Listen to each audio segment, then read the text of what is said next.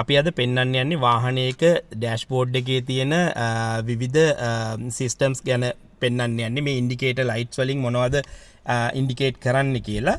මේකේ ප්‍රධාන වශයෙන්ම කැටගරි තුනක් තියෙනවා. එකක් තමයි රතු පාටෙන් ලයිට් පත්තු වෙනවා, කහ පාටෙන් ලයිට්ස් වගේක් පත්තු වෙනවා, කොළ පාට තියෙනවා. ඊට අමතරව අන්තිම එක තමයි දම් පාට එහෙම නැත්නම් තද නිල් පාටෙන් පත්තු වෙනවා. එතකොට මේ කැටගරි වලින් කියන්නේ රතු පාට ලයිට් එකක් පත්තු වෙනවා නම් දැන් මේ වාහනේ ස්ටාර්ට් කරලා නැහැ. මේ වාහනේ තාම ඉග්නිෂන් ඔන් එකේ තියෙන්නේ. මම මේ කියන හැම දෙයක්ම අදාළ වෙන්නේ වාහනේ ස්ටාර්ට් කරාට පස්සේ. දැන් වාහනේ ස්ටාර්ට් කරාට පස්සේ මේ එක හරි ලයිට් එකක් පත්තු වෙනවා නම් ඒ කියන්නේ ඔයාගේ මොකක් හරි ඒ සිස්ටම් එක ප්‍රශ්නයක් තියෙනවා කියන එක තමයි ඉන්ඩිකේට් කරන්නේ. දැන් පළවෙනි මේ මම මේ ටික හඳුන්වා දීමක් කරන්නම්. මම අන්තිමටම වාහනේ ස්ටාර්ට් කරලා පෙන්නන්නම් ඒ දේවල් ඕෆ් වෙන්න ඕනේ විදිය. මේ පළවෙනි මේක තමයි හෑන්ඩ් බ්‍රේක් ලයිට් එක. එතකොට දෙවෙනි එක එහෙම නැත්නම් පාක් බ්‍රේක් ලයිට් එක.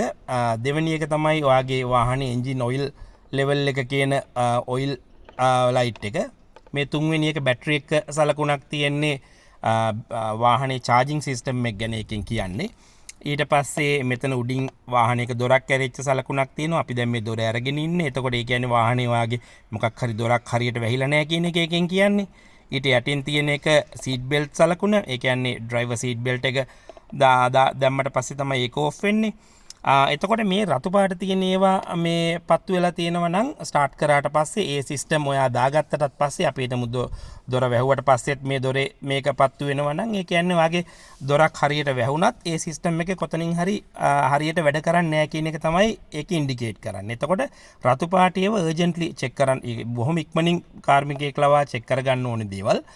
කහ පාට ලයිට් කියලා කියන්නේ ඉතා ඉක්මනින් කරන්න අවශ්‍ය නැහැ. ඒත් ඔයාට මේ මොනවාද ආරක්ෂාකාරී දුරකට යන්න පුළුවන් ඒවා පත්තු වුණත් ඒවා පත්තු වෙලා දිගටම ගමන් කරන්න කියන එක නෙමෙයි කියන්නේ. ඒ කියන්නේ ඒ පද්ධතියේ ප්‍රශ්නයක් තියෙනවා ඉක්මනට රිපෙයාර් කරගන්න කියලා කියන්නේ.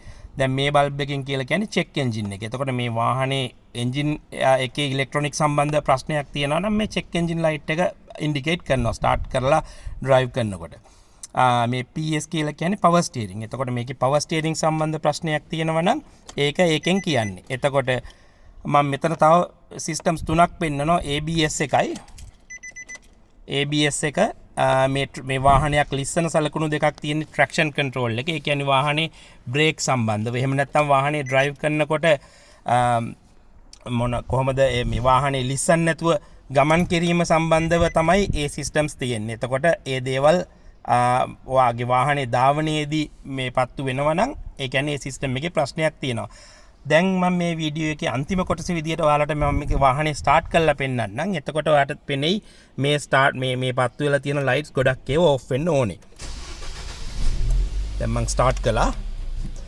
දැන් දැක්ක නේද මේ චෙක් එන්ජින් ලයිට් එක අනිත් ලයිට්ස් ඕෆ් වුණා. දැන් එතකොට මෙතන දිගටම පත්තු වෙලා තියෙන්නේ සීට් බෙල්ට් සලකුණයි දොරයි හෑන්ඩ් බ්‍රේක් ලයිට් එකයි විතරයි. මම පාක් බ්‍රේක් එක පහළට දැම්මා. දැන් ඒ ලයිට් එකත් ඕෆ් වෙන්න ඕනේ. මම සීට් බෙල්ට් එකයි දොරයි වැහුවට පස්සේ මේ ලයිට් දෙකත් ඕෆ් වෙන්න ඕනේ. එතකොට දැන් ඔයාලට පේනවා කොළ පාට සලකුණක් ඇරෙන්න අනිත් ඕනම දෙයක් ඕෆ් වෙලා තියෙන්න ඕනේ වාහනේ ප්‍රශ්නයක් නැත්තම්.